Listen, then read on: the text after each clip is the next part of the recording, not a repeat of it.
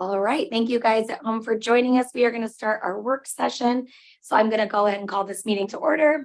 Today, we are going to discuss our strategic plan as well as our board operating agreements. So with that, I will let Dr. Lyons start us off.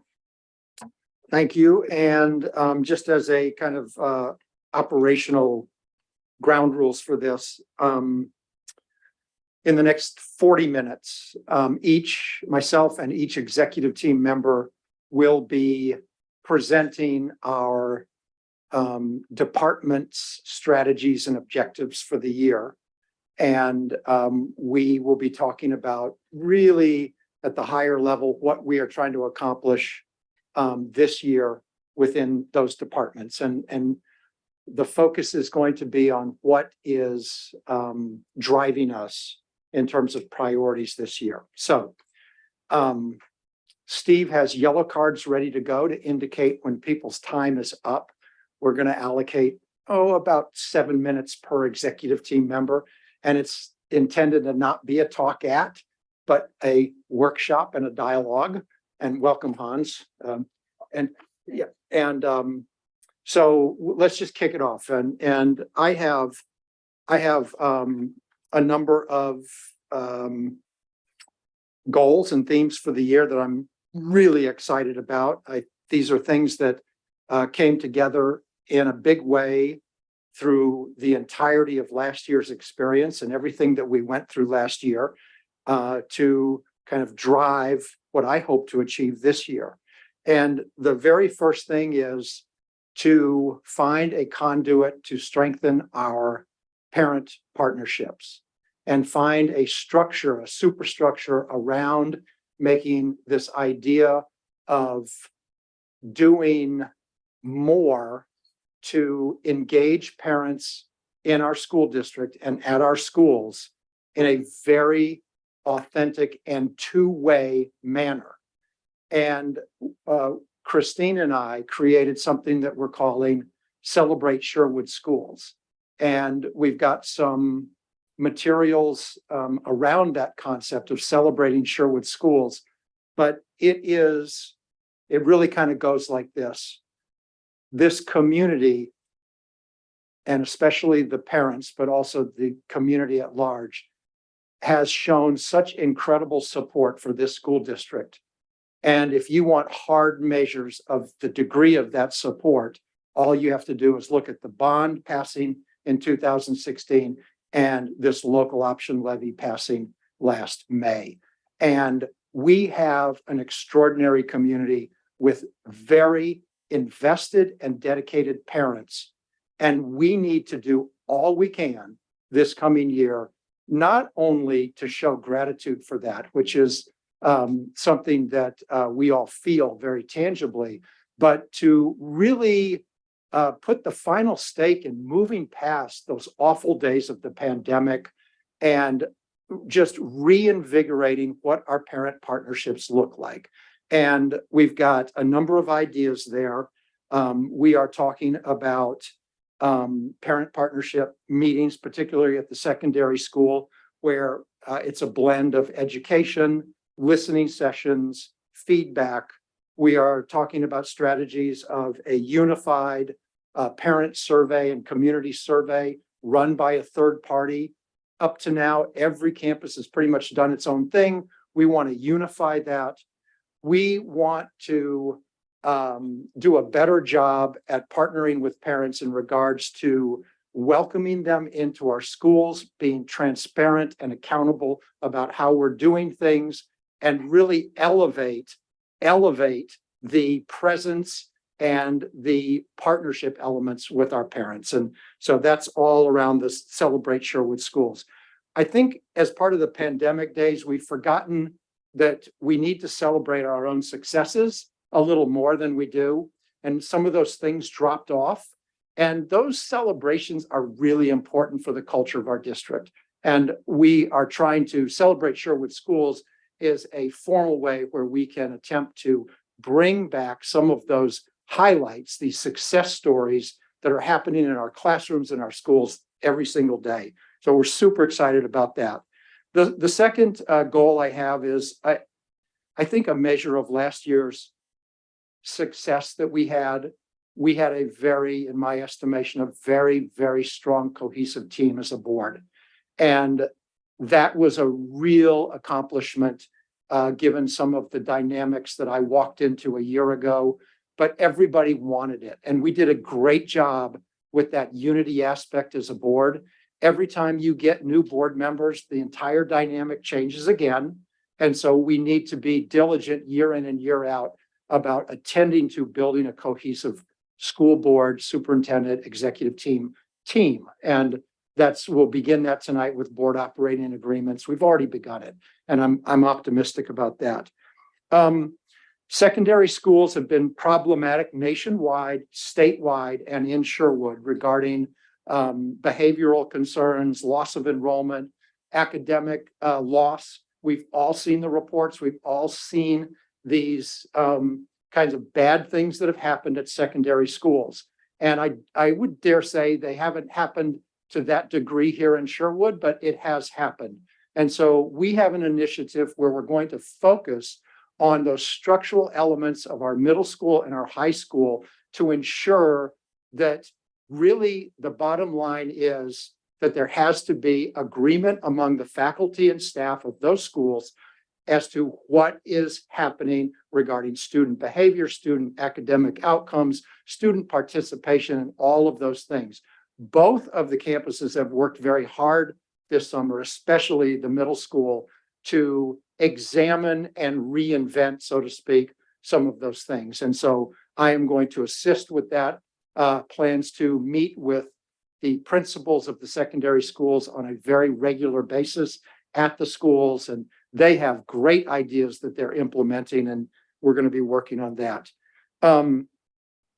Last spring, we kind of finally pulled together what standards-based grading is and where it's going in this district. And that was a very, very productive moment for this school district.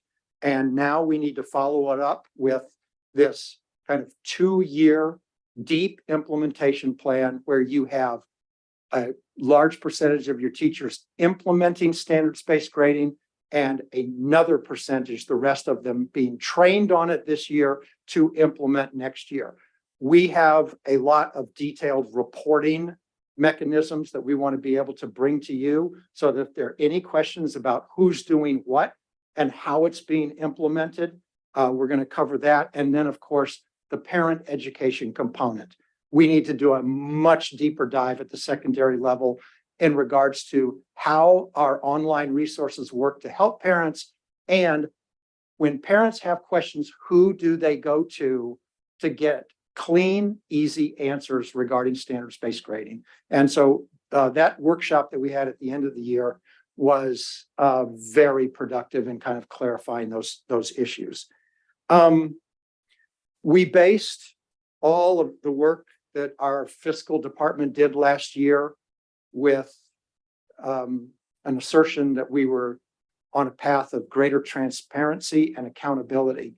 And I think nothing is more important than to continue that, given that our levy has passed and we have a new funding stream of local money that stays in Sherwood, and we want to account for every dime of that and be very transparent about that. And Gary will talk about that. That is a superintendent priority, is to be able to express to our community and our parents and our citizens exactly how we're spending that money, exactly how we're spending every dime within this organization. That will continue as strong as we can make it. And that's where I'm going to be spending my time and energy. Questions, thoughts, feedback. It's throwing a lot of very high level stuff at. It is. But It's throwing a lot at us, I but it's know. also all stuff that I'm sure we're all really excited to see on paper and hear you commit to. I know a lot of these things just in conversation, you already started a massive amount of effort towards. So I'm very appreciative of that. I love the first one, Celebrate Sherwood Schools, because I think you're right. I think that even though we've had struggles, we have done so many things really, really, really well. And we have not taken a moment to highlight those things. And we bring kids in here and say good job, but Right. really as a whole, there are teachers thriving and students thriving and programs thriving. And it would be really great to celebrate those things again this year. So I'm excited to see that. Anybody else? No, all right. Okay. How'd I do, Steve? Great. Okay. Gotcha. Okay. Well, now I get extra time, right? Okay, so the teaching and learning goals are really like themes because they're multiple year goals typically. So one of our goals is to create inclusive and differentiated learning environments and experiences for every student that walks through our doors. We're working on building a more cohesive instructional approach to our teaching and our students' learnings, and we're going to do that by developing an instructional framework.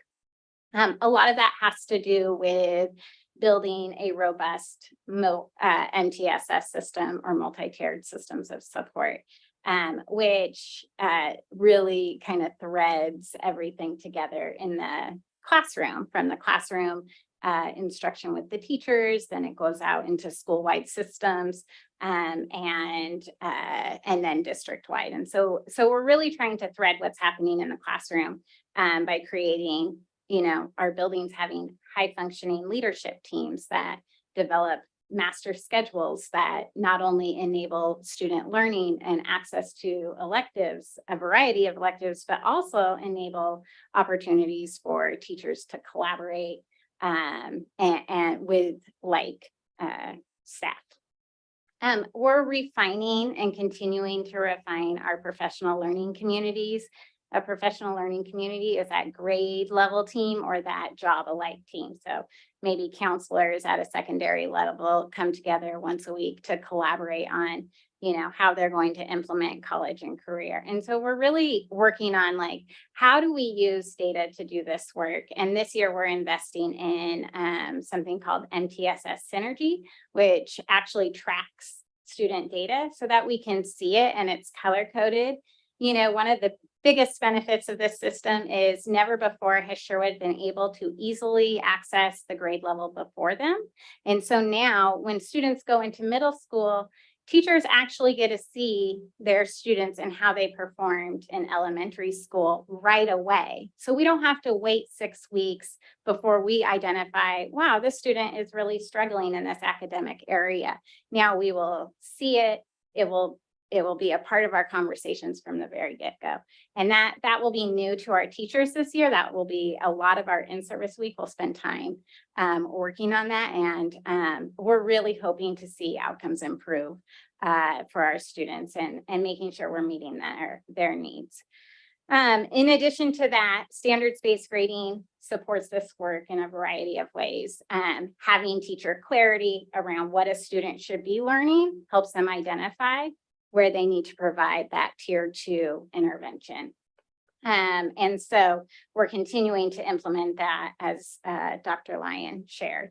One final key point to this is we want to take what the community believes every student who goes through the Sherwood School District should graduate with the qualities of. So we're really going to spend some time building partnerships with the community and with staff, with families, and really diving into what do you want from your student as they go through the K-12 Sherwood School District. And we want to create a graduate profile that shows that and reflects that. And the importance of that is our North Star. It really guides our work. When we're in professional learning communities, we know that these are the things that we want for our students and we can articulate them. And what it does is it builds culture within the district. And so we want to do that. We want to include our community and we really want to embrace what we want for our students and build all of our instruction around that. And so we're excited to do that work. Okay, we're also looking at our school community and professional excellence. This year, we're kind of focusing on what does adult learning really look like, what matters in adult learning, what's engaging in adult learning. And so a lot of our work is focused on creating that culture of adult learning. It's also what learning is relevant. So right now we have We have a big initiative around foundational literacy skills, and we have staff that are just incredibly excited to get trained in learning how to teach reading. And so we're going to embrace that.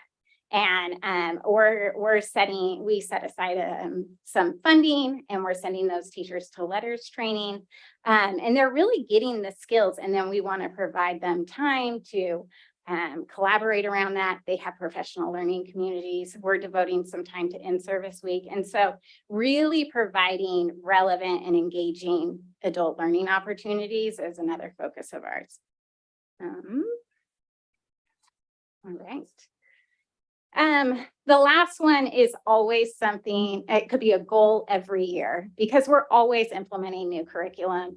And we really want to just ensure that that continues to happen in a really thoughtful way. So that's a continued focus of ours. Just to kind of share where we are and where we will be this year with instructional materials is we still have a few courses at the high school level to implement for ELA because we only offer the courses every other year. So like Shakespeare is one of those.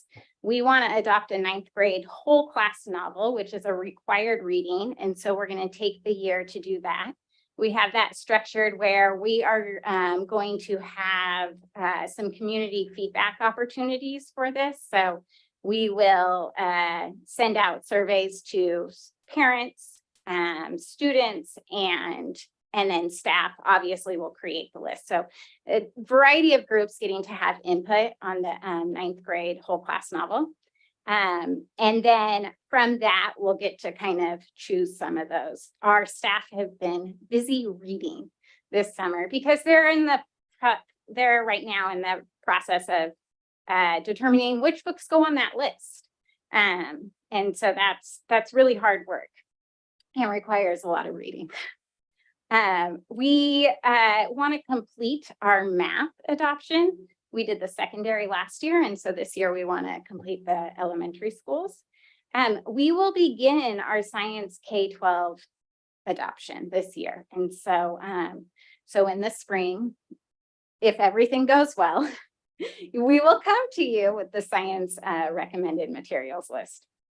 And then we are really excited because for the first time, we are starting to see an alignment of STEM education in Sherwood schools. And so we've invested, and our teachers have gone through some summer training around STEM education at the middle level. So that means we're partnering with Project Lead the Way, one of the leading groups on STEM education. And some of the classes that we're offering is a robotics class, which we're thrilled about, different automation classes, potentially game design at the high school level, and a variety of new courses that we're bringing to our students. And we think that it will be a great alignment to what's happening at the elementary school. The excitement that the elementary students are experiencing in STEM, our middle level students will also get to experience, and we hope that grows, and they'll be pathway completers once they move into the high school.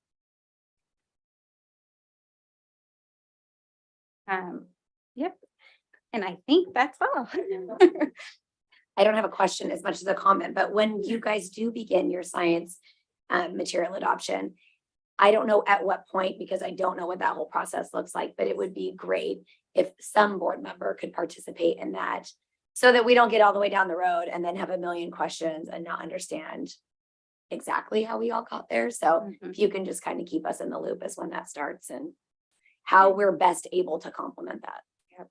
Yep. Last year, we had 2 representatives, and I think from the board, and kind of I just emailed them throughout, invited them to the different meetings. So if that is possible, I think it worked well.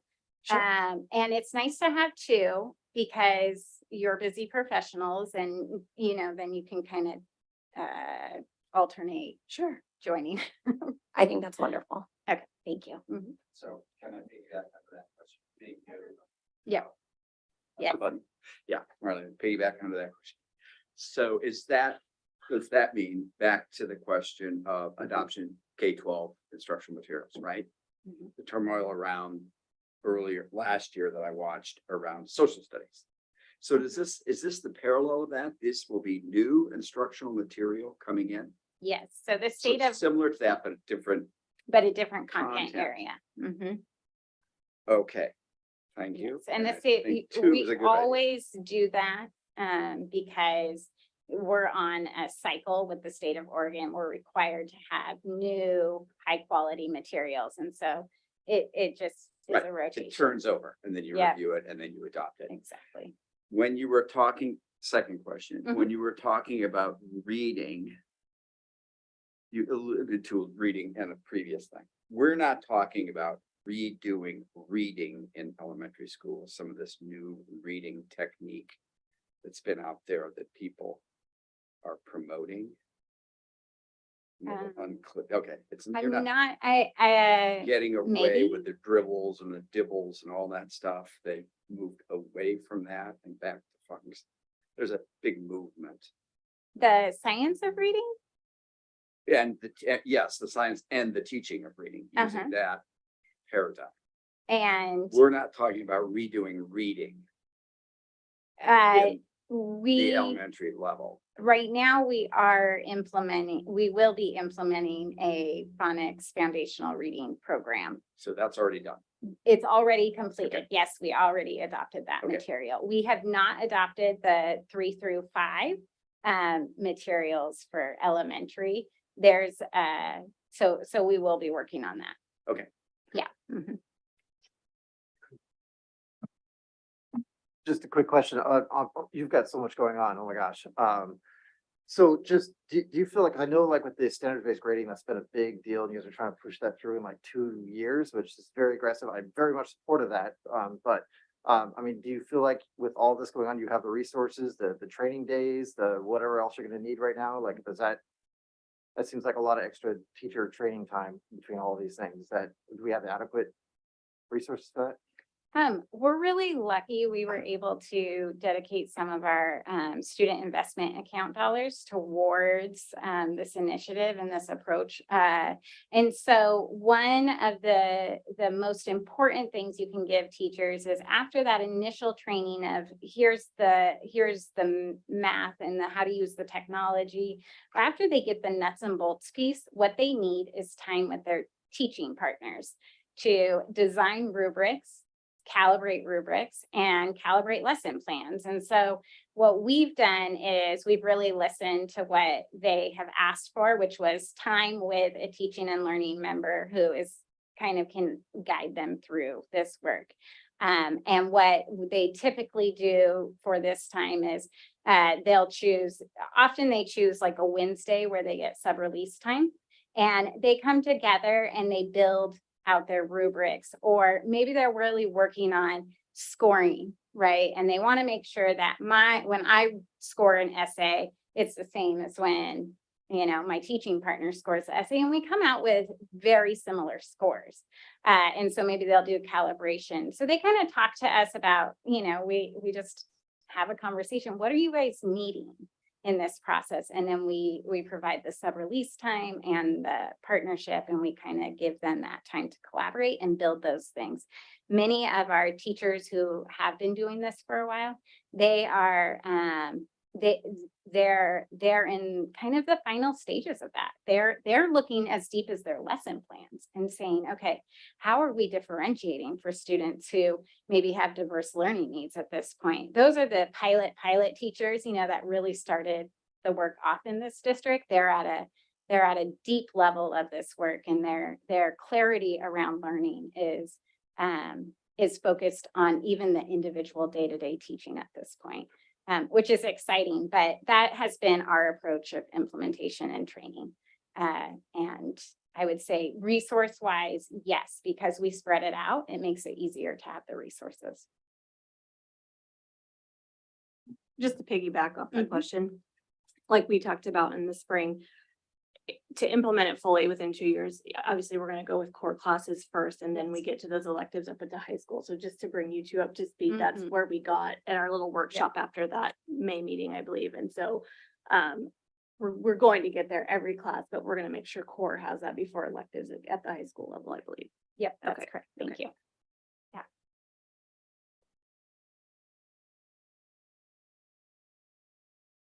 All right. You're up. Okay. Much fewer words on this page, but so yeah, just nice and concise.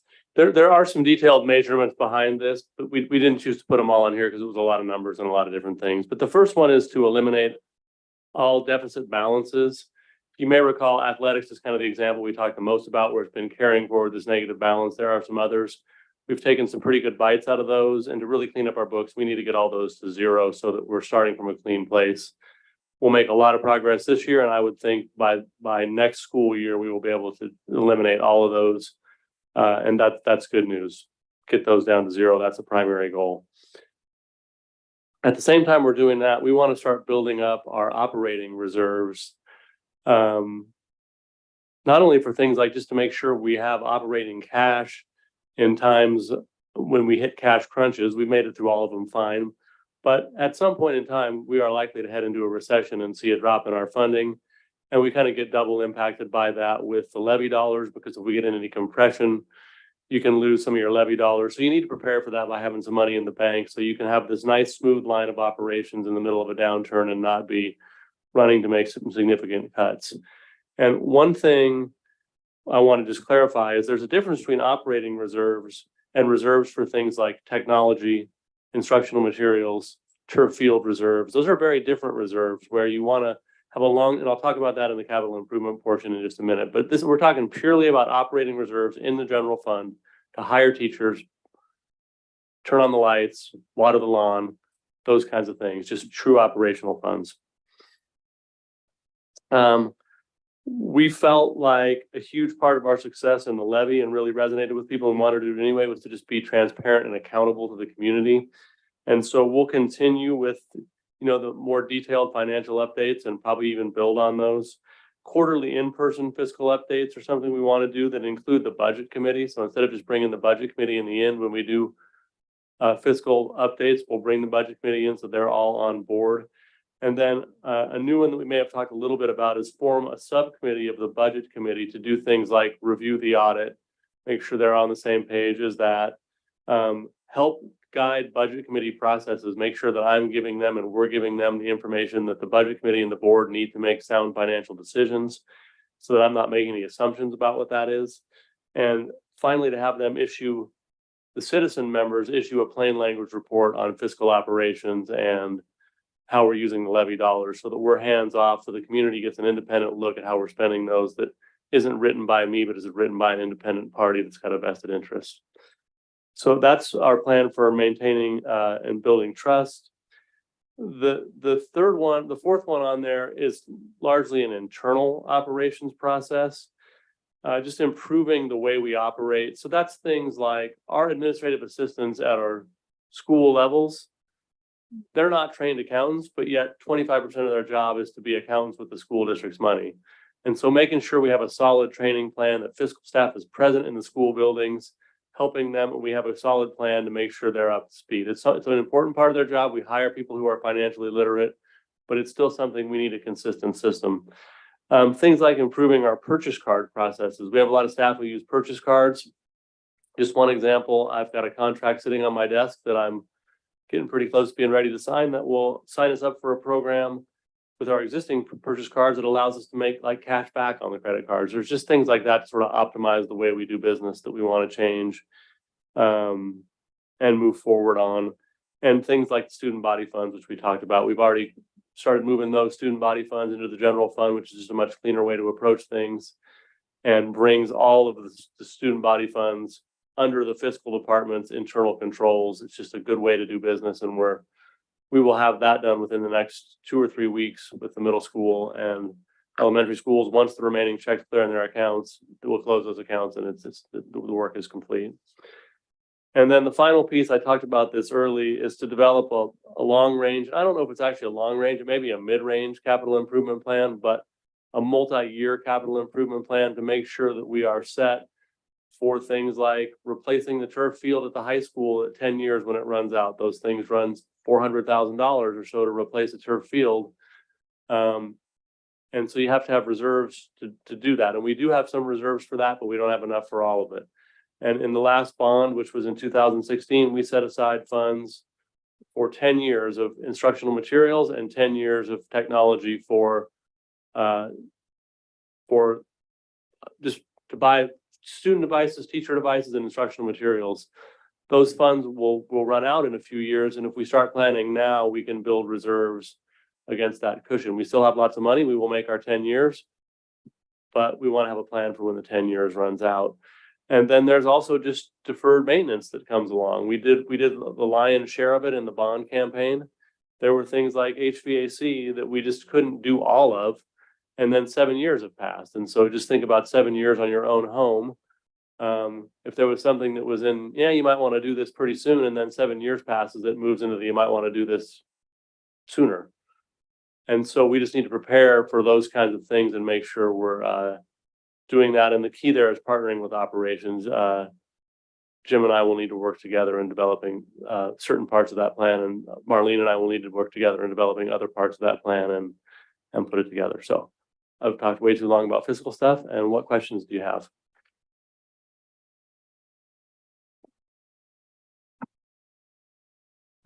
Doesn't look like there's any questions, but It's not the most exciting topic, but I'm excited by it. I will say, I feel so good with you leading us in this department. I feel like we are headed in the right direction. I feel so much trust in you and what you're doing. I know you'll ask for help if you need it, or more support if you need it, or tell us if you think something's not correct. So I have all the faith in you, and I'm so happy to get your reports and have you leading us. So thank you. Thank you. I appreciate that. Yeah. Yeah, I just have one comment. In my past life, being associated with what became large amounts of money, our private practice group really didn't have a very solid financial leader. And I lived through that, and maybe some of that went on prior here as well, which you all may forget about, hopefully. But the way you're presenting things, the way you're speaking is way above my pay grade. But I know I can go and talk to you and figure it out. And I think that's the point, that other people that know this language are working with you. And as Abby said, she knows more than I do about money, but yeah, there's a trust that's building, I guess is what I'm trying to say. So that's a good thing. Thank you. I appreciate that. And the plan is to continue to build on that. So I appreciate that. Just a quick clarifying question. You were talking about the budget committee is going to meet now throughout the year as a different practice than what has happened before. And you've brought in subcommittees for specific things, like for the audit review. So are we going to see updates throughout the year? Can you just quickly, like, maybe clarify that for me? Certainly. So this has not been put into place yet. This is Okay. in sort of the vision state. I think what's been put into place is we've started to calendar some things so that we'll do our first fiscal quarterly update in probably November as a time that it makes sense to do that. And the reason November makes sense to do that is we'll have 2 months of encumbered payroll. It's really hard to project where we're going to be at the end of next year. Our July payroll is so small relative to our overall budget. And when we run September payroll and more so October payroll, we get a really good sense of the state of the budget. We also will know our official enrollment numbers because we have to submit that to ODE on October 1, and that's verified in later October. So when we do that meeting, for example, we've never brought the budget committee to that meeting before. And so the thought we're having is, instead of bringing the budget committee in at a later time to orient them to what's going on, why not just keep them up to speed in real time? That's sort of the change in practice. So instead of an orientation where they get the high level, let's just bring them in on the weeds. And then the subcommittee is something I have not really taken much action on. I've talked to one budget committee member about it who reached out to me. But the idea there is you may recall that we like went through the audit as a whole board last year, and that might have been too weedy for a whole. But to have somebody go through the audit and go through it and be able to give a plain language report on what the audit said, that seemed to be a more sensible path to me than to get the people who are accountants to go through the audit with me and have them then present a report on where we are that is in plain language and that everyone can understand. Does that make sense? Yeah, I very much approve of having updates throughout the year. I think that's fantastic. Yeah. Thank you. All right, thank you. I'll jump right in. So although we're working on many different things in human resources, as you know, over the past few years, there's a growing nationwide shortage of educators. And so our primary focus with a lot of work behind this goal is very similar to what you've seen if you've looked at our strategic plan the last few years, and that is to really continue to work on our recruitment efforts and our retention efforts for our staff. And so just some of the work that I'll talk about that's behind that is really partnering with Christine through her communications role to try to promote Sherwood, kind of as Jeremy talked about earlier, in some new kinds of ways. You know, we have not utilized social media as well as we could, and that is, you know, primary communication for a lot of our families today. And so although I am likely not the guy who's going to be leading the social media effort, Christine likely will. And so we'll partner with her in that effort. Not that I can't learn, but she's way ahead of me already in that. We also want to just work on the culture in this district, that kind of restoring trust and collaboration. So I think all of us have a plan to be out in buildings a lot more this year and to spend time with staff, really hearing their stories, building relationships with them. I think we've suffered a bit over the last couple of years just with the challenges that we've had. And so we need to be out restoring those relationships. And so that's a real goal for us as an HR department. We want to improve and reteach consistent hiring practices. We've seen over the last couple of years, because we haven't done as much hiring, that those practices are not quite as tight and consistent as they were. And so we're going to reestablish that and do some teaching around hiring. We want to get out and be able to this year recruit early some of our key positions and get ahead of the hiring season so that we can get the best. And so we have a plan to spend some time focusing in that area.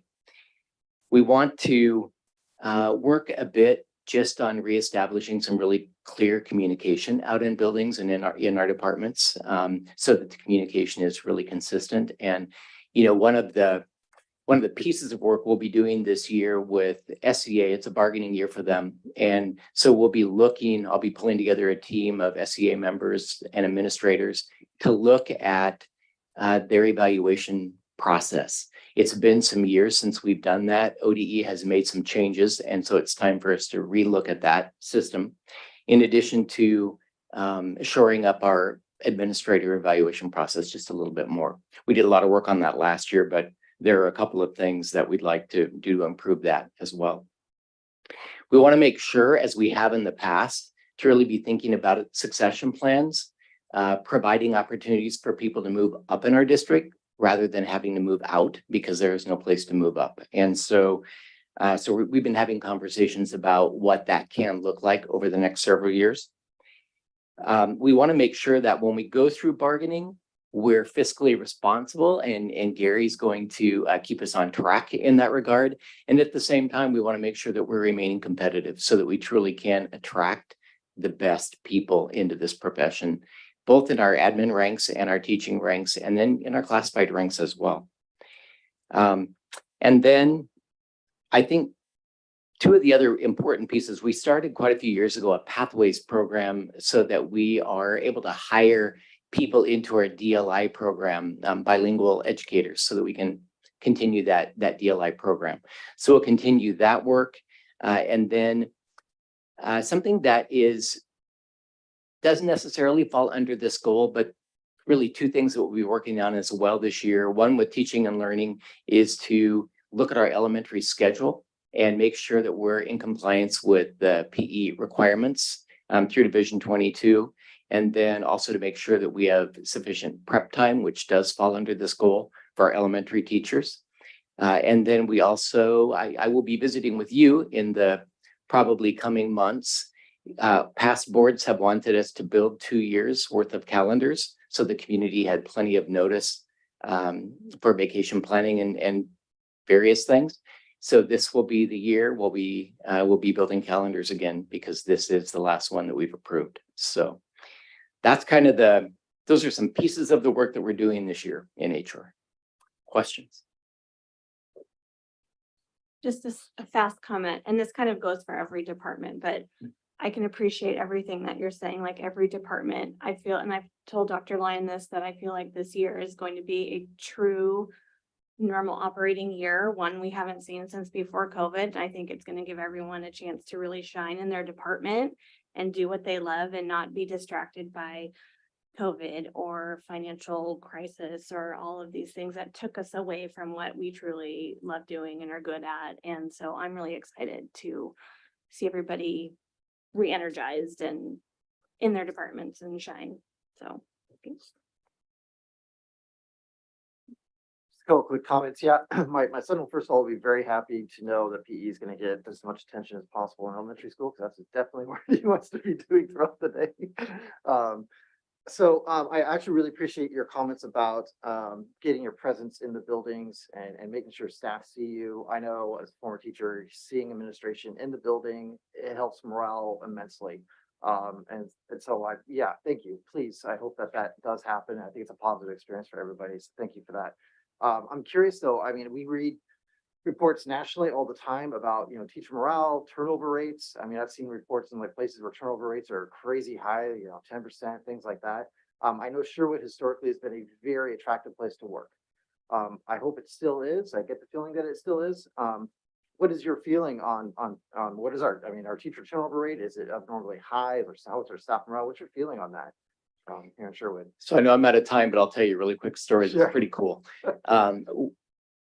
I would say yes, our turnover rate has been higher than it has been in the past, and very similar to what we've seen in surrounding districts. We, however, when we thought we were going to have to lay off 50 people this year, we had a large number of teachers say to us, I've been out looking for jobs, but I'm going to hold out and see if I can keep this job before I go anywhere else. And that spoke volumes to us. It helped us to realize that people really do want to be here. We have, in addition to retaining the staff members that we've retained, we have hired more people this year than I've seen in probably all my years in Sherwood. I think we'll have 50-ish people at New Staff Academy next week. That's fantastic. Yeah, I was gonna make a similar comment. I think anybody who's ever been in a school knows it's such a high burnout job. It's just exhausting, even though it's wonderful, it's exhausting.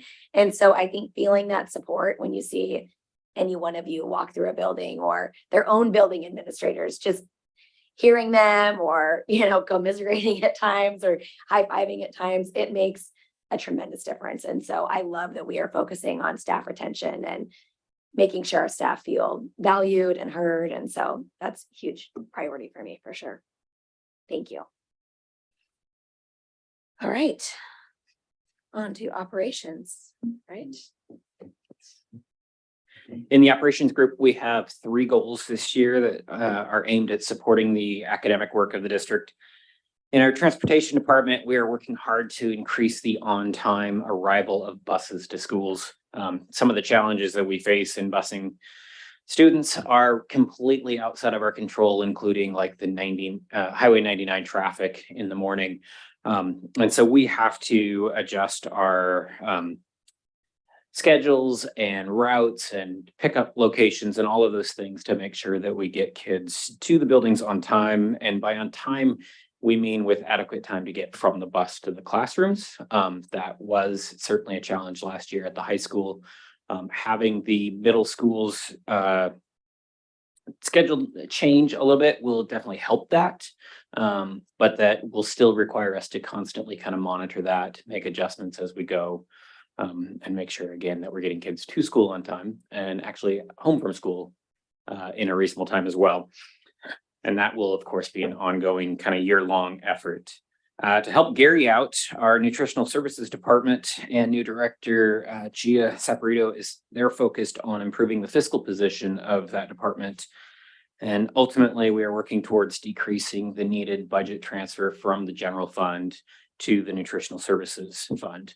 The areas that Gia and her team are focused on include better budgeting and leveraging grants and state or federal allocations. And one example of this is last spring's kind of pilot project of serving sushi at the middle school and high school. And that was done completely using grant dollars. And so I think it's one of those where they were very creative with the dollars that we had access to and provided kind of a high level different option for kids for lunch. It was really kind of cool.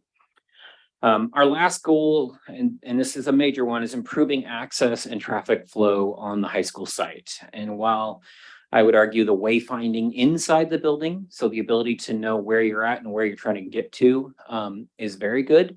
Outside, it is certainly lacking, and we recognize that. And so to truly finish the site, we need to add some signage there to help visitors get around. And this will be signs that specifically are spot specific, that point you to the theater, the front door, the stadium, the softball fields, all of those kinds of spaces externally, and like where to park even for some of those.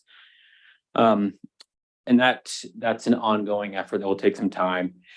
We also know, and Dr. Lyon has mentioned this before, we need ADA parking. And so we have a plan that we are executing that will add spots near the east entrance of the stadium specifically. That's the hardest spot for folks to get to. And so we're working on that. Another area that I would say has been of keen interest to the community is traffic flow around the site. And to improve access, we're instituting a change here that has the west gates, basically how and when the gates along the west road are open. And if you've been around the high school in the last few days, you may notice that both the vehicular gates are open.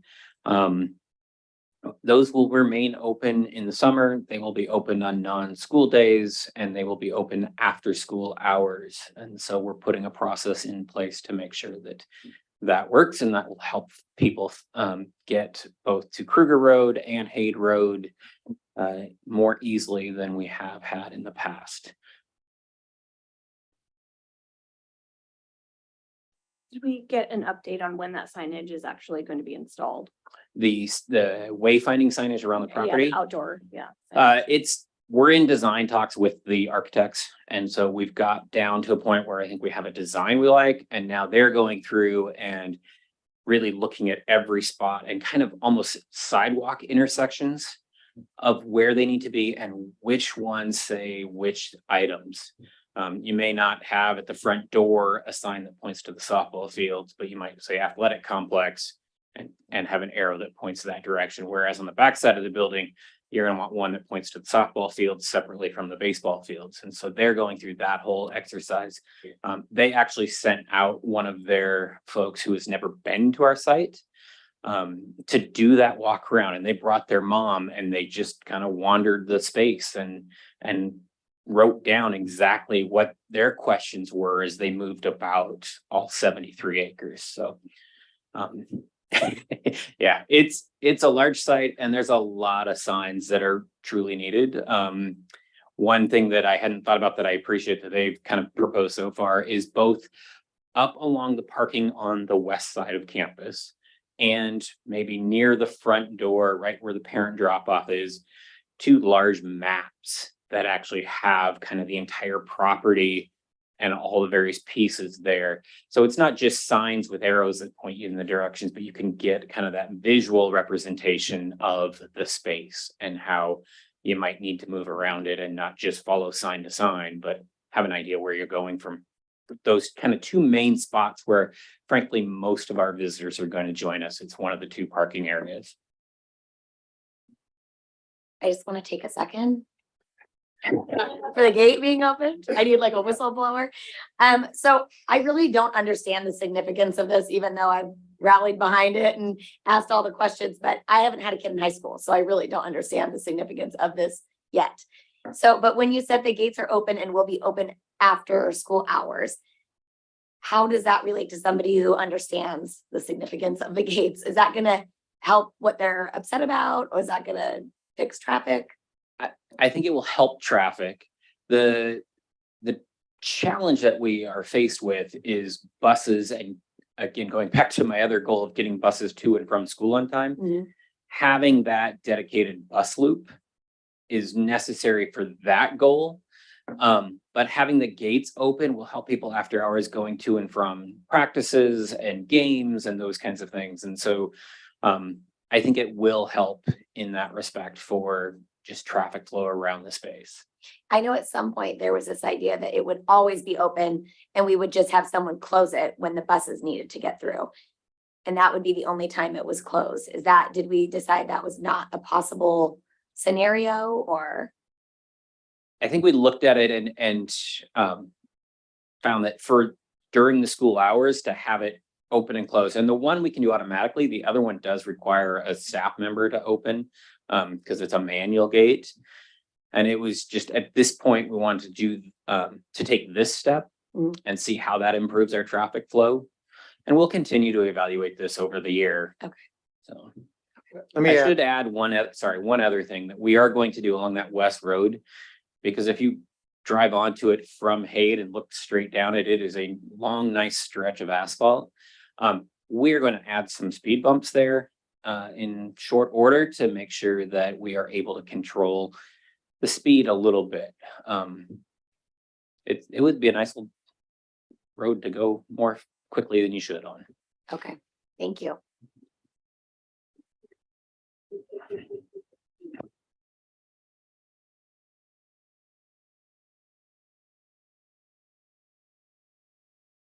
Okay, on to communications. So first I just want to say I'm really appreciative. Dr. Lyon and I have had some amazing conversations over the last several months about expanding the amount of my workload that is committed to communications and engagement work. I'm really excited for where we're going to be able to start taking the direction of some of this work as we move forward with that increased focus.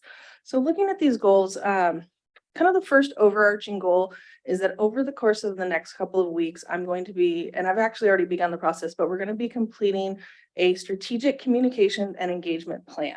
This is something a lot of other districts have, and we've just never had enough communications bandwidth to do this.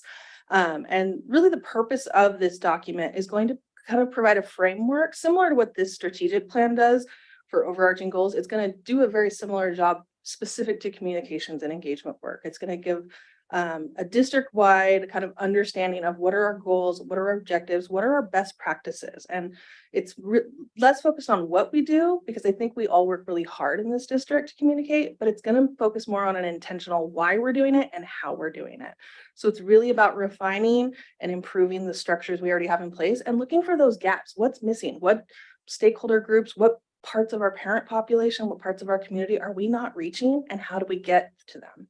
And it's really these two components: communications, which is really focused on how do we inform and educate our stakeholders, and engagement, which is how do we build relationships? How do we experience each other? How do they give us that feedback that we need to understand their needs and meet those needs? And that's really what this plan is going to focus on. It will also just kind of provide a nice consistency to the work that we're doing. And then from this, I will also be working with schools individually as they set their own communications and engagement goals for the year. So this will be ongoing work throughout the year, and we'll continue to evolve this plan. This first year is really going to be about kind of organizing, getting it out, taking feedback from board members, parents, staff, community members, and then refining it. And annually we'll revisit this plan and update it. So my goal is to have a fall board meeting. So hopefully in the next month or two, I'll be coming back in an information and discussion item to go really in depth with this plan document, provide you with the full document, and go through the highlights of it so that everybody gets a chance to see it early in the year. The next goal is really mirroring off of Dr. Lyon's goal. We want to expand our parent partnerships and really dive into that work again with that intentionality. Having authentic opportunities to engage our parents as partners in their children's learning. So part of that is feedback, making sure those voices are brought into our decision-making, into our work that we're doing. There's also a component that's really about how do we make sure that our parents not only have the information that they need to engage with us, our district and schools, but do they understand that information? Are we making sure, like if we are asking parents to do protocols or practices, have we done our job to help them understand how? Do they know where to find the information? Do they know where to find the resources they need to make those active choices for their child's education and to work with us in collaboration? So we're going to put a lot of energy into that, not only in the communications we have like newsletters, but we're going to be working to create more parent resources. So graphic PDFs that explain how to access grades or how to access synergy, short videos that actually walk people through how do you understand standards-based grading? Let's show people that. Let's not just talk about it or throw it in 3 paragraphs in a newsletter. Let's make sure people understand. And so that's going to be a really significant area of focus for us this year. In addition, I'm really focused on broadening our engagement with our community, especially our non-parent community members.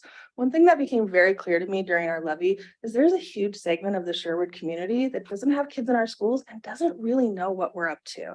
And so that's a huge area of focus. And we have great community partnerships. Our city government, our Chamber of Commerce, Sherwood PD, Rotary, we have these existing partnerships that we can leverage, but there's other efforts that we can make to even expand further so that our community knows what's going on, knows they're welcome at our schools and events, and can get more involved with the work that we're doing.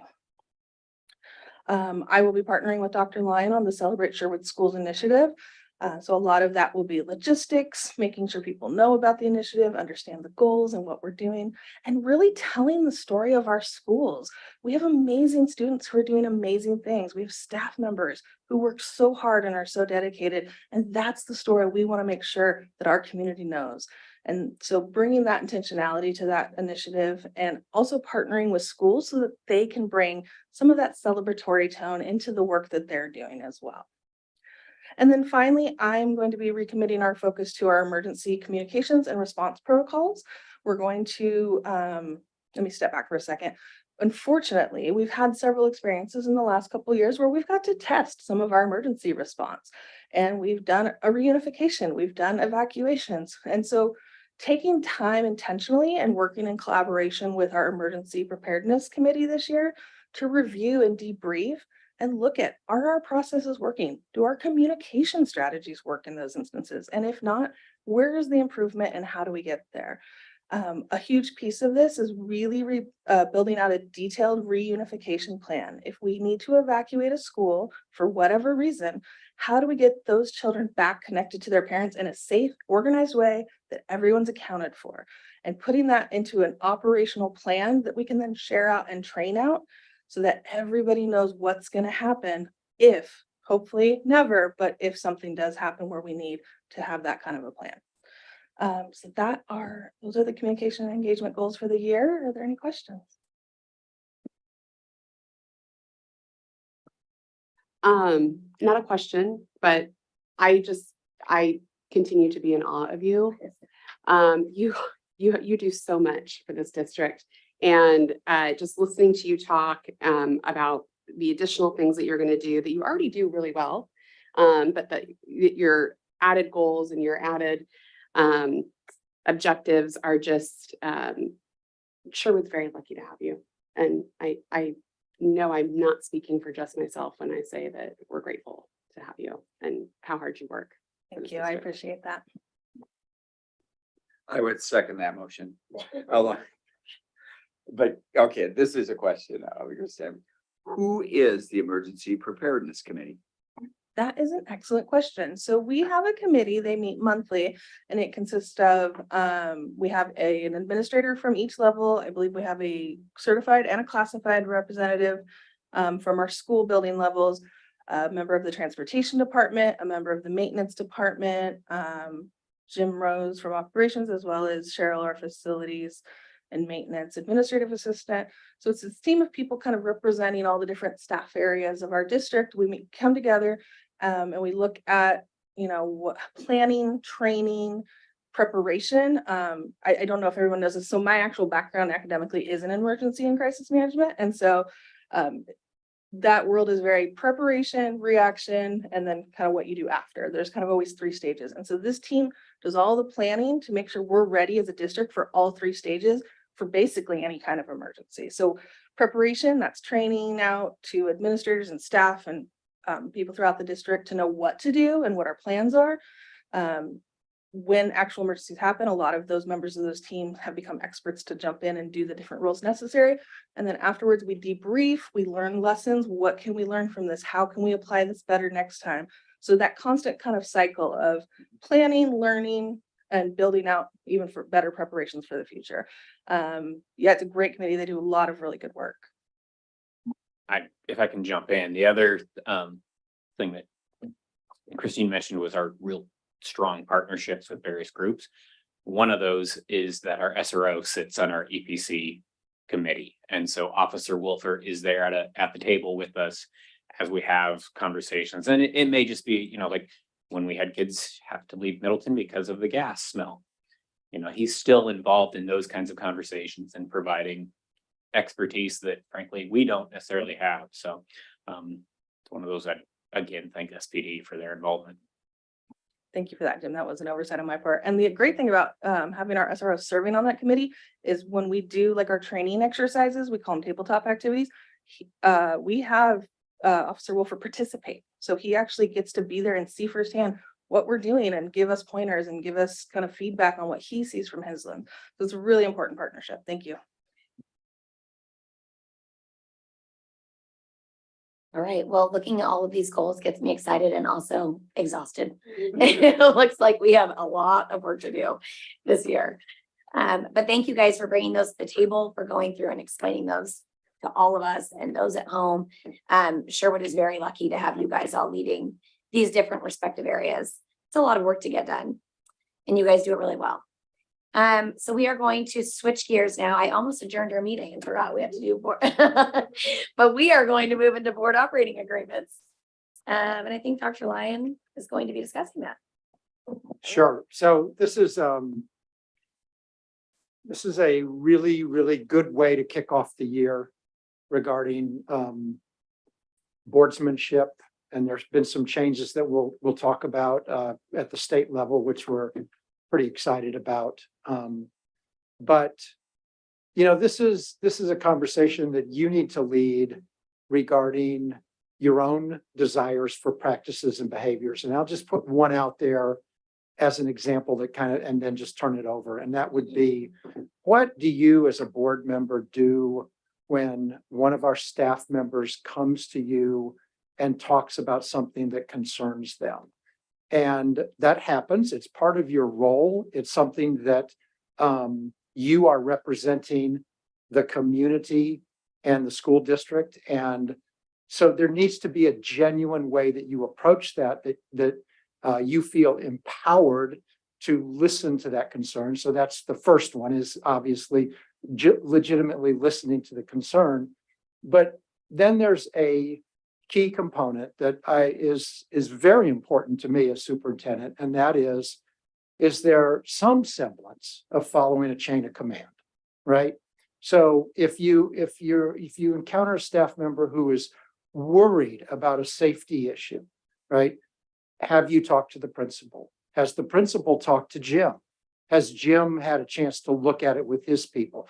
That kind of thing. And that is really how you not only create a culture of trust and respect, which is just as important as creating a conduit for actually solving problems. So that's the kind of thing, is a board operating agreement of how are you going to handle that collectively as a board? What are your expectations for that kind of thing? And then this list that you have is the previous board operating procedures.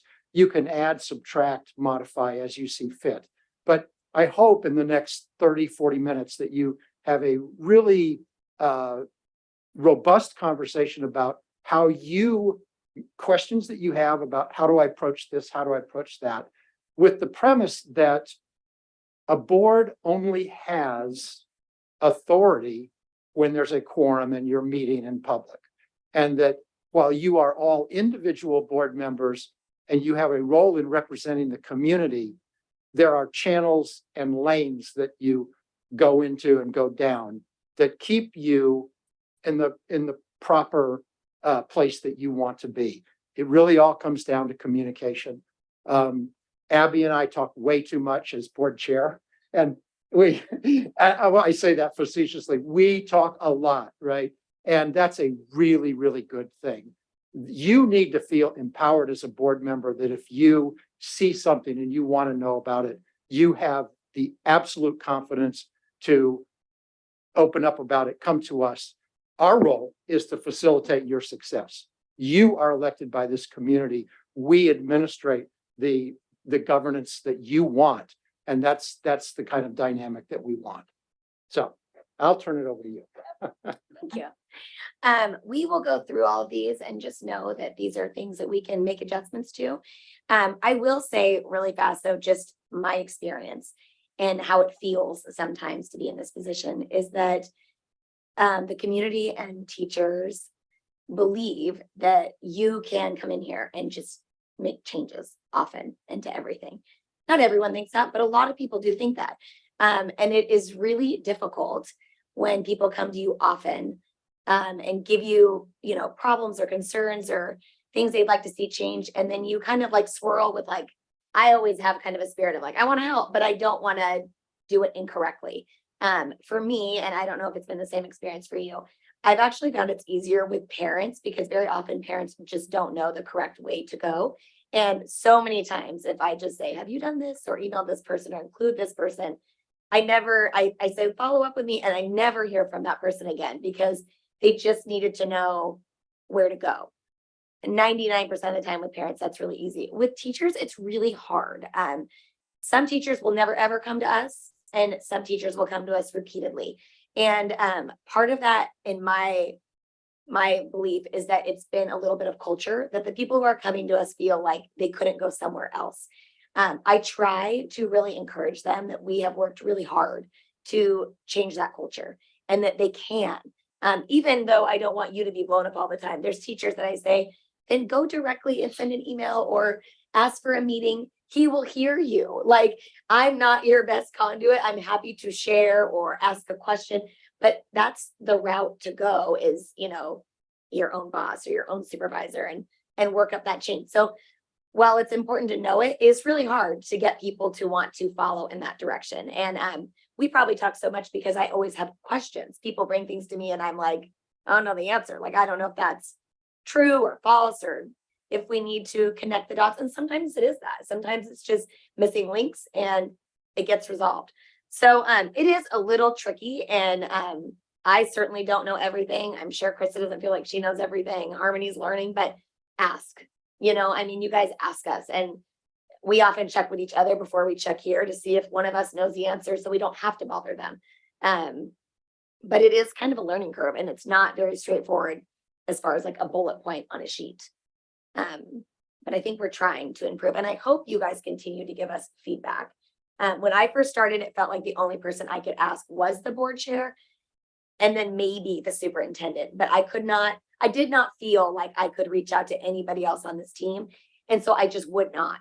And sometimes that's the best route, but sometimes it's okay to just, if I have a financial question, to just ask Gary and get an answer versus like weaving everybody else through it. And so you kind of have to make a judgment call, and just be cautious of how much time you're asking of them to respond to you. And can I add Yeah. something to that? First, I want to clarify, I Yeah. enjoy talking to you every day. And I'm never calling you. yeah, right. That did come out the way I intended. Off my number. That is very much it's really kind of wonderful to have a 5-member board because it's very, very manageable. Something that's not on this sheet that Abby alluded to that is important, and that is that any one of you needs to feel that you can contact any executive team member and myself straight line, many districts have practices, and I've been part of them, where everything goes through the superintendent. That more distributed kind of communication, because if you bring something to Jim, Jim will let me know. If it's not, something I need to know, he'll let me know. We would ask that you don't do that with principals, right? Sure. That principals, the conduit is through me or through the executive team, because we are kind of that body that we meet weekly, we have agendas, and we run everything that's happening through those agendas. So that's an important point that's not on this sheet. Feel free to call an executive team member with questions. Doesn't have to be through me. And it's important to close the loop. I mean, if you have a question and you're getting it answered, it's probably going to come up for a couple more of us. And so if you're able to at least get the information to me that you've asked and have the answer, if you feel like it's relevant, and I'll make sure to share it out so that we're just keeping the communication where it needs to be. I was just gonna add that being thrown into this mid-go last November, with everything that was going on, I felt nothing but welcome, like from every department head. I felt like I could reach out to everybody and get an answer or ask a question. And so just know that that is a very real feeling that you're going to have, is everyone's trying to be helpful. At least that's what I got. I still Yeah. feel that way. So Hans, did you have a question? Or is your light just on? Oh, I forgot to turn it off, That's okay. but I do have a question. Okay. All right, because I think this is like a little bit of a training session in a sense of this. Okay. A quorum is 3 people, Correct. so I can talk to Krista one-on-one openly. Yes. Okay, so that's Yes. okay. And honestly, one thing I struggled with, and I still every once in a while, they're like, you can't do that. If they disperse out a text message to us with like need to know information, Who's they? like normally it's Christine. It's almost Okay. always Christine. We are allowed to like give a thumbs up or like an acknowledgement back that we have seen that text. I in the past have like responded with a question or a comment or something, and Christine's like, you can't do that. Like, and I always think like, well, if I don't mind if everybody else were to see it, then what is the problem? But she's like, you have to give notice of public meeting. We're all on this text strand. You can't go into dialogue. And so for someone like me, it is a tricky thing that I have to be very careful. But if you want to ask a question or let us know something, you have to kind of let us know individually. We can't have public meetings. I With got 3 that, or but more, we'll now clarify that for me. Christine sends out a thing. All I can say back to her is, got the message? So I can offer a little clarification. you. So essentially the way the law is written around I'm the quorum, last person. I just got back from the OSBA conference, so this is fresh in my mind. So quorum law is there cannot be any deliberation or decision-making that occurs for a majority of the board outside of a noticed public meeting. So that's kind of the baseline. That does include phone calls, text messages, emails, going out and having lunch. So it's just really mindful to be thoughtful about if you're engaging with another board member and it's 3 or more, and you get into that, the way I like to think of it is like if you were out to lunch and you're like, oh, we're talking shop. If you find yourself kind of feeling like that's what's happening, you need to just not be doing it. So does that help? And that includes text messages. Text messages, emails, threads, yes, Emails. all of that. So, and I would actually, if it would be helpful, because I know we have a fairly new board, I can put together kind of like a quick guide of what stuff would fall under quorum rules. And that way everybody has kind of a reference going into the year, just to make sure we're all on the same page with it. And let me give a real example that we just did the other day. I think it was yesterday. I sent out the information on the OSAA heat index, right? And it was simply saying that it's above the level. There can't be a practice until it comes below the level. On that, Krista, you responded that your son has practice from 9 to 11. And then I responded that's fun. But what it didn't, and there was a thumbs up, I think that Matt gave, right? Perfectly fine. Where that would slip into not perfectly fine is if one of you would to text back and say, I believe that we should have no practices at any time until the temperature is such. And then another board member says, I think we should do that too. And then another board member says, we really need to make that decision. That is clearly out of bounds. You are now deliberating. We send, because we want you to know, we send a lot of information only texts, and you're very good about, keeping it as information only. And we do, when any of us see, oh, that's your little deliberation there, we'll put a hard stop to it. And all of our texts are public records. Just know that. They're all public records. And emails. That's right. Okay, sorry, we'll go down this list, but that would be a very helpful reminder for myself. Okay, the first one, respect the scheduled start and end times for meetings and attend regularly scheduled board meetings unless unavoidable. We know that you all have jobs and places you need to be. I know, for instance, right now, Krista has had some issues with being or gone, early from work. She can't attend early. So we expect that you're here whenever you can be here.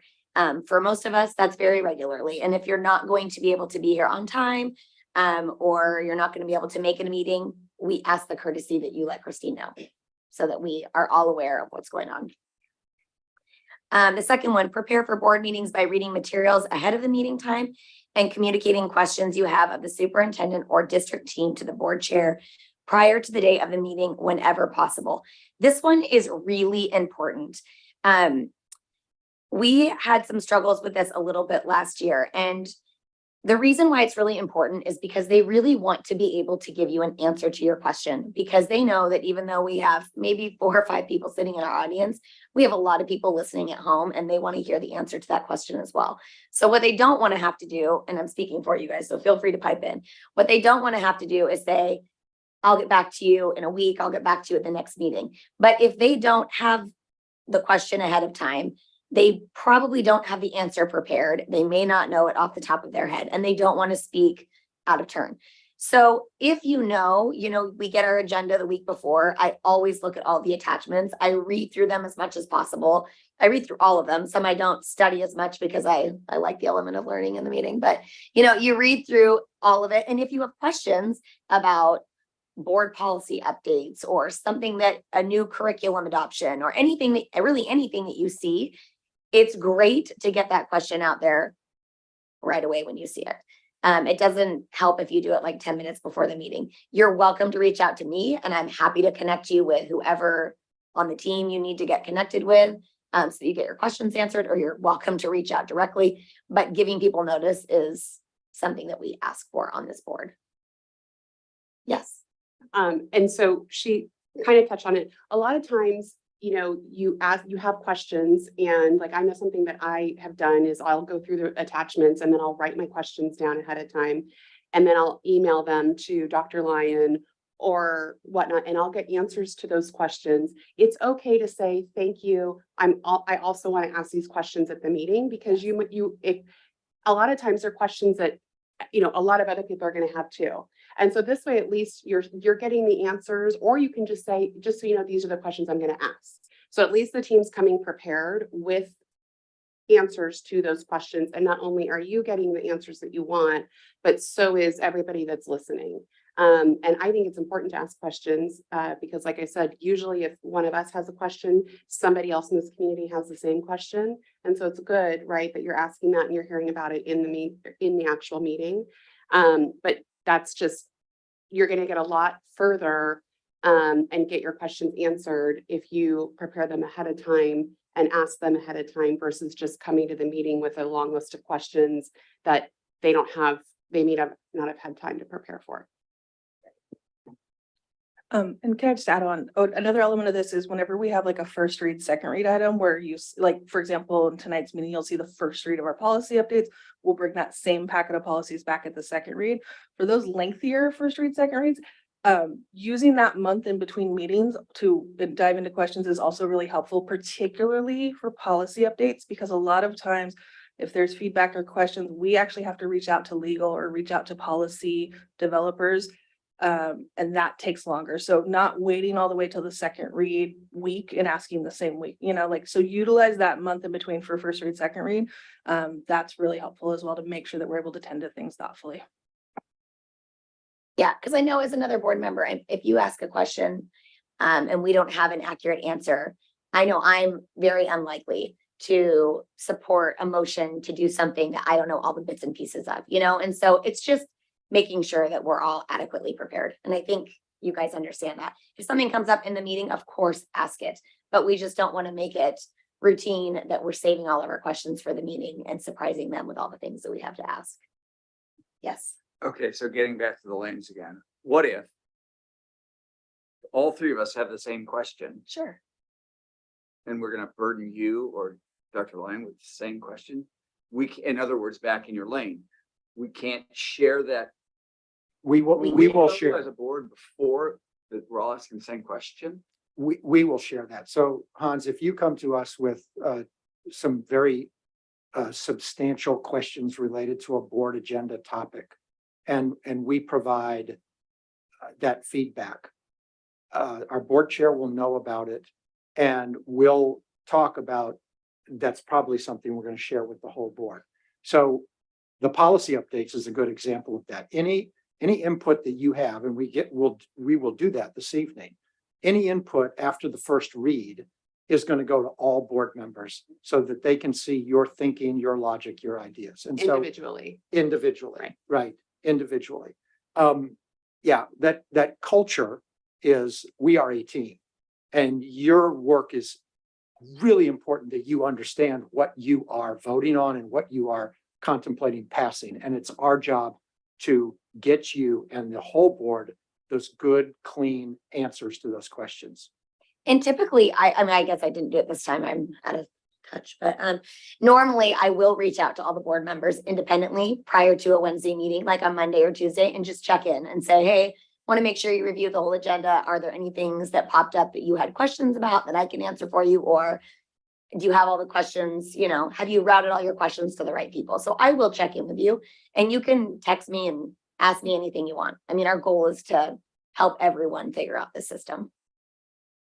All right, the next one, operate in a positive, honest manner, treating each other with dignity and respect, and always assuming good intentions. This one we really tried to focus on a little more last year. Things sometimes in here can get a little heated when everybody doesn't agree on the same topic or has different perspectives.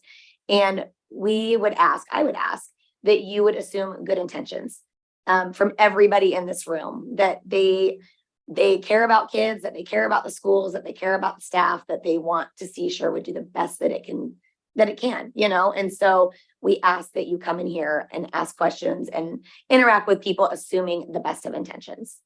Is that something we all feel? Yeah. Okay. Have an openness to ideas and change. Things change a lot. I think it's a little easier for us to sit up here and accept change. It's probably harder when those changes then filter back into the buildings. And I think that's something to be really mindful of. It's easy to approve things up here. It's easier than it is to have those changes implemented. And so being open, but also being aware of what those changes look like, you know. Ask thoughtful questions. I think we try to do that always.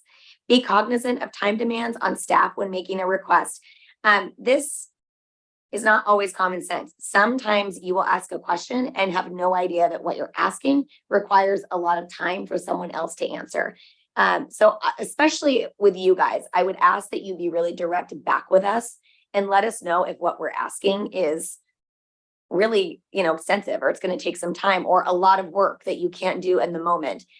We don't know what we don't know. And sometimes it is very true that we don't know how much work you are going to have to put into answering that. So trying to be aware of that is really important. You guys all just saw their goals. So they obviously have 7,000 things that they're doing, but they're all very responsive. And I'm always blown away with how quickly people get back to me with things that I know took a considerable amount of time to figure out.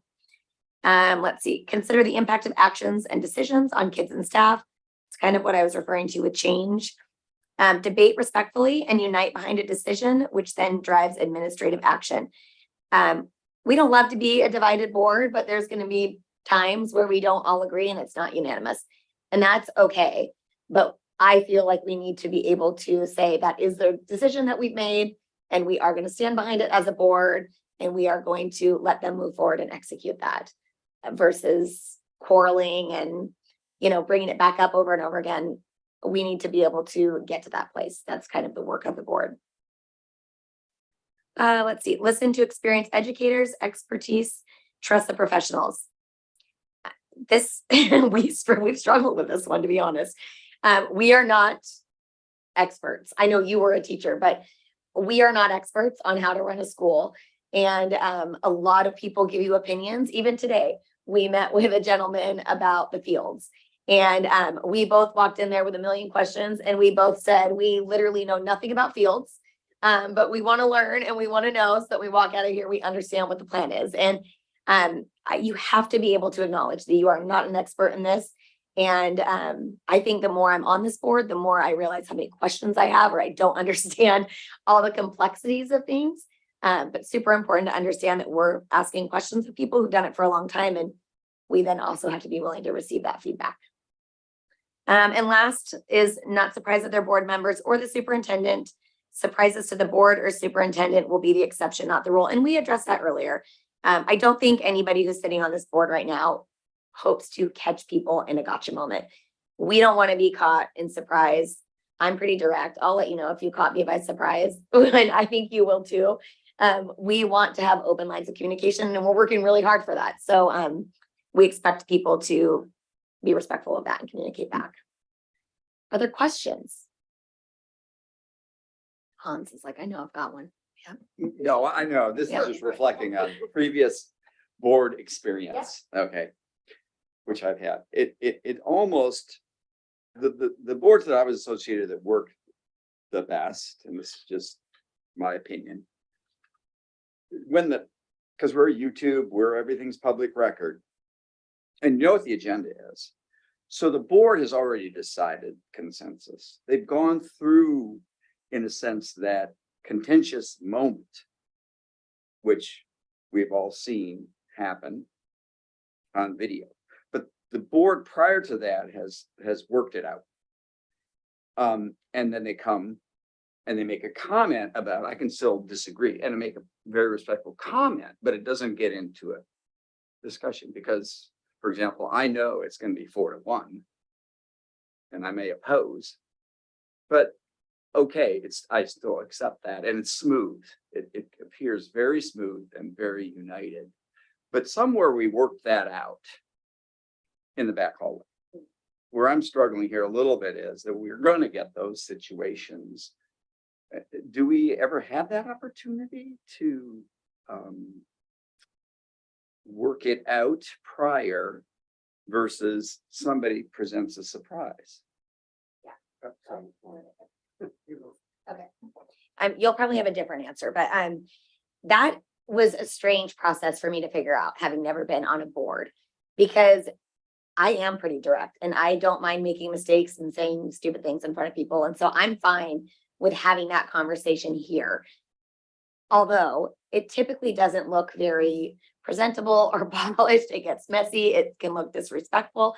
That's not the goal. We don't want to look disorganized and like we have no idea what's going on. So yes, there's typically a sense when something's moving forward of, where do people fall? Like, are you, and that's part of my job, to check in with you guys and say, this is coming up. How are you feeling about this? Is this something you're willing to support? Is this something you're not willing to support? Do you have questions? That is kind of my job, to understand that and to help you understand where everybody else falls too. That doesn't mean those conversations don't still happen to some degree here. There has been definitely times that we don't all agree on things. I know you watched, and it's okay. And people feel very strongly often to still get on their mic and say, these are all the reasons I don't support this, even though they know they're going to lose. They want to get it out there that, like, this is how they felt. This is what they argued for. This is what they believe. That's okay and respectful. But it's okay to have conversations, especially with myself, and let me know if you have questions or what your leanings are. We don't always know, though. I mean, there's been times where I've walked in here and I'm like, oh, I think we're all on board, or I think we're here and there, but you guys all have your own power to make your own decisions. And people change their minds, and something could be said or a question could be answered that changes your mind. So there is sometimes a little bit of an element of, I didn't know that person was going to say that or do that. But in general, we try to understand how everyone's feeling about things when we walk into a meeting. So to piggyback on that, I would say that Abby has perfected the art, and it is an art, of checking in with fellow board members in a way that stays a million miles away from any aspect of deliberation. You cannot deliberate, and you should never know, well, it's going to be 4-1. That's deliberation behind the scenes. But the art of asking the questions, getting the feedback, getting a feeling tone of how board members are thinking about this, so that when you convene and are called to order and then govern, that is very, very helpful. And so I would compliment you on that you do a extraordinary job of just that it's a corralling, it's a conversation, and it's a check-in, but it's never deliberation. It's never quorum deliberation. And that's a really good place to be. It's hard because it's a kind of well, how do you then do the right work at the right time without some of that back discussion? That back discussion can occur, just not in a deliberative fashion. And you have a board chair who really understands that well. So. And I think some of that back discussion I just was gonna say is that, like, you might have one person on the board who knows a lot more about a certain something on the agenda. They've asked a lot more questions. They've received a lot more answers. They've invested a lot more time. They may want the opportunity to talk to each one of us independently and share with us what their experience is. I mean, not sell it, but kind of, explain why they see that's important to move forward with. That's okay. I mean, it's just not okay for us to crowd back together and, talk about how we all received it. But it's okay for that person to reach out independently and express whatever it is they want to express. I just think it is important for us to be respectful and try to bring it back to the table, and in a way that hopefully helps people listening understand, like, how we got to this 5-0 or 4-1 or, whatever it is. So they're not at home being like, I missed how this even came to be. One practice that we established this last year, we didn't really think about it as a practice, but let's say there's an issue that's very, very important to you, but maybe not to other board members. There were a lot of meetings last year with an individual board member and Abby and myself, or an individual board member with our board chair and one of the executive team members. And that allows a forum where we really can get into that topic. And then our board chair will take that back to the rest of the board and kind of share. That's really good. That's really good practice.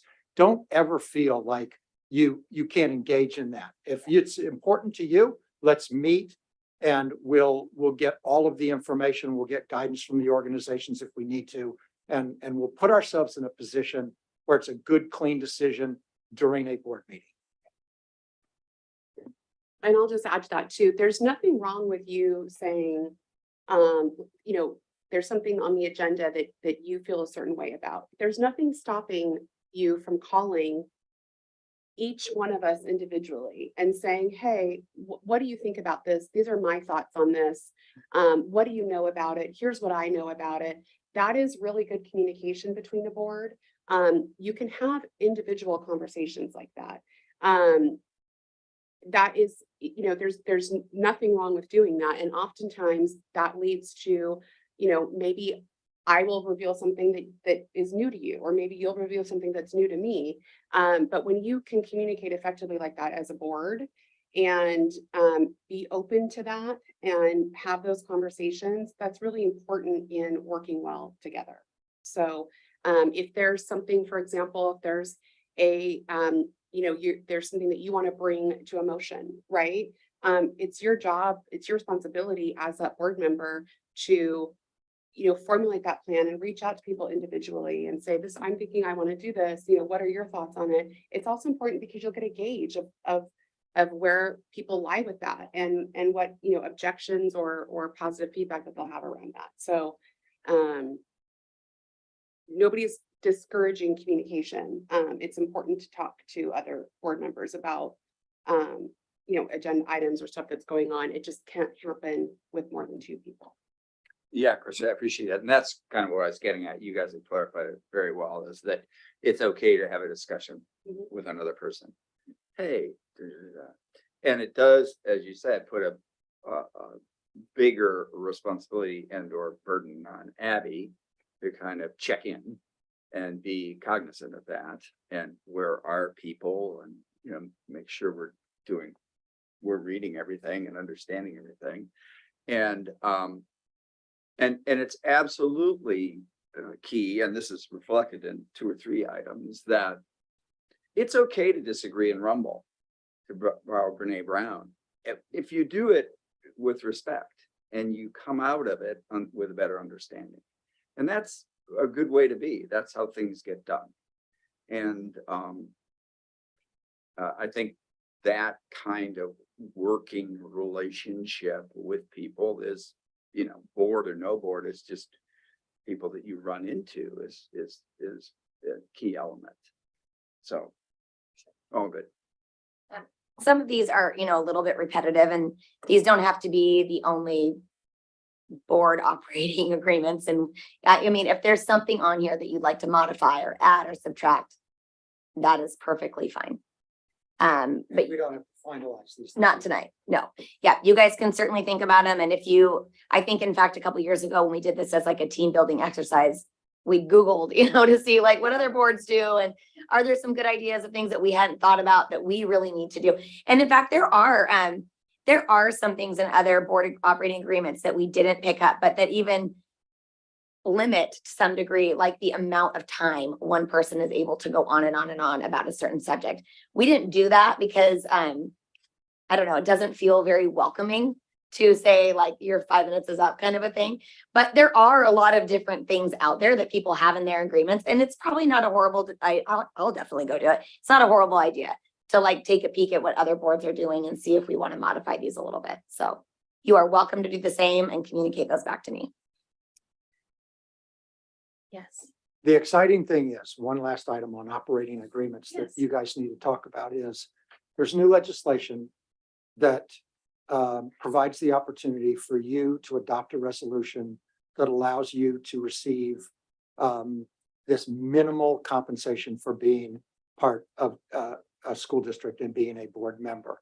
And we have a draft resolution, we have FAQs from Oregon School Boards Association ready to go for you to talk in this regard of do you want to do that resolution, and we could put it as a consent agenda item on the September board meeting. So you really do. I know we just have a few minutes, Yeah.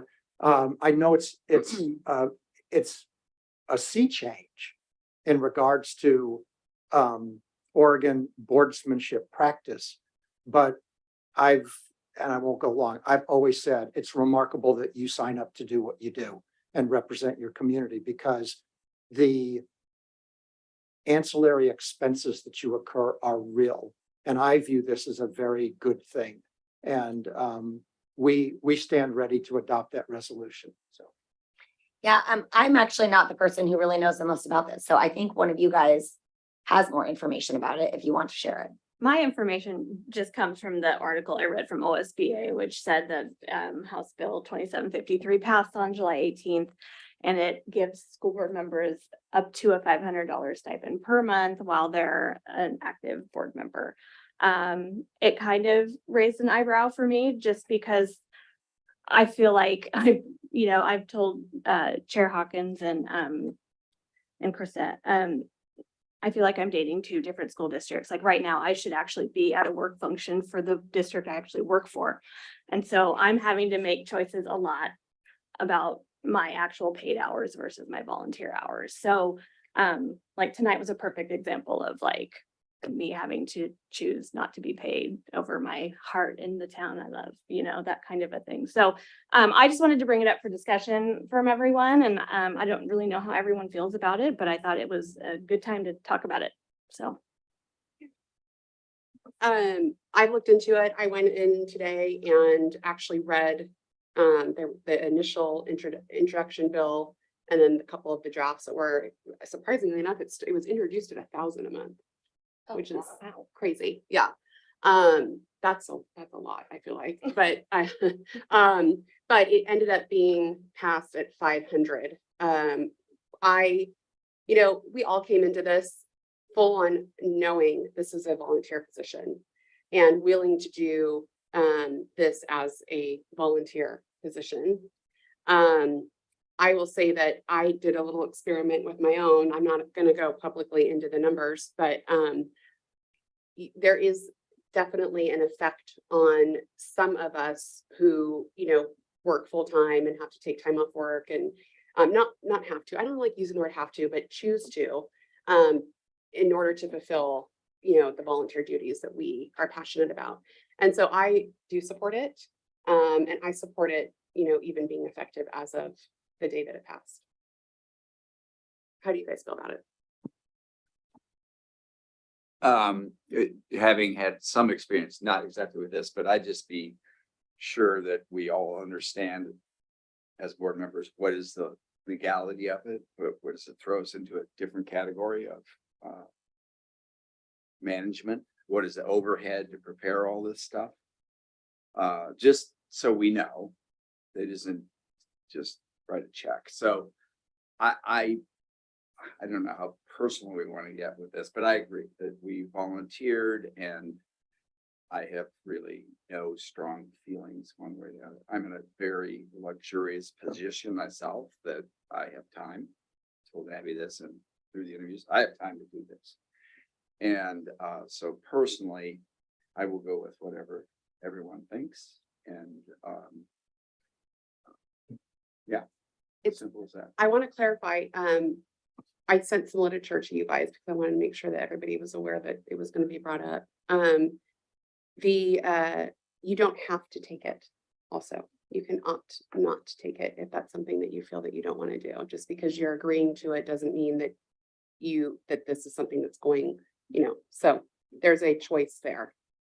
And it is a stipend. It's not, it doesn't put you as an employee or anything like that. It is an independent stipend that is designed to just barely offset the costs that you're incurring in serving your community. I'll just make a quick comment. I didn't know anything about this issue until Krista, you brought it to my attention this morning. I did read just quickly about it, though. It looks like your representative Ben Bowman, who's former school board in Tiger 12th and obviously representative now. I just wanted to put his reasoning out there, just so you're aware for why he was advocating this. He said he was basically, when he was finishing his term as a school board chair, director, he's having a hard time trying to find other people to replace him. His quote is like, there should be some sacrifice in public service, but I think the sacrifice should not be so large that portions of the public are just unable to participate. That was his quote directly. Just from personal experience, what I'll say is before I started my journey to even run for school board, I was working with a community group to try to find somebody to run for school board. I had no intention of running for school board at that point in time because I knew how hard it was going to be. And I wasn't sure I wanted that responsibility at the time. Of course, I did elect to take that responsibility on, but that was not an easy decision. So I guess there's some wisdom, I guess, in that statement, and I understand that there's a kind of an equity part to it. Like Hans, I'm in a very fortunate part in life where my job is very flexible. It's not a huge hardship of time, but it is, I know the time is going to kick up. I know, Abby, you working on the levy this past year, I can't imagine how many hours you spent doing that. So I can definitely imagine that. So I guess I don't have a strong opinion about it. Like I said, I've just learned about this from this morning. But anyway, just thought I'd put his words on that on record there and for what it's worth. We are out of time because Christine needs to pivot to the regular board meeting and we have dinner. Yes. And let me just end with this on this. I'd like to get you a copy of the OSBA resolution and the FAQs, which I just saw in my inbox an hour before this meeting. And from what I am hearing, I'm going to suggest that we proceed unless I hear otherwise with putting it on the agenda in September. Can I just also clarify that maybe we kind of clarify what account this is coming out of? I mean, we have an Sure. OSBA fund account like that. I know that I don't know how many people use it for like our conferences and things like that, but just Right. yeah, just And where that's this is Part of coming the from. public to know. Yeah. That's a great observation. We have a budget for the school board, obviously. And it ebbs and flows depending on the condition of our finances. So it's not a new line item. It's simply incorporating this stipend into that. So it's a great point. Okay, well, we will adjourn so that everybody can take a moment, take a break, and we will be back at 7 o'clock for our meeting. Thank you, guys.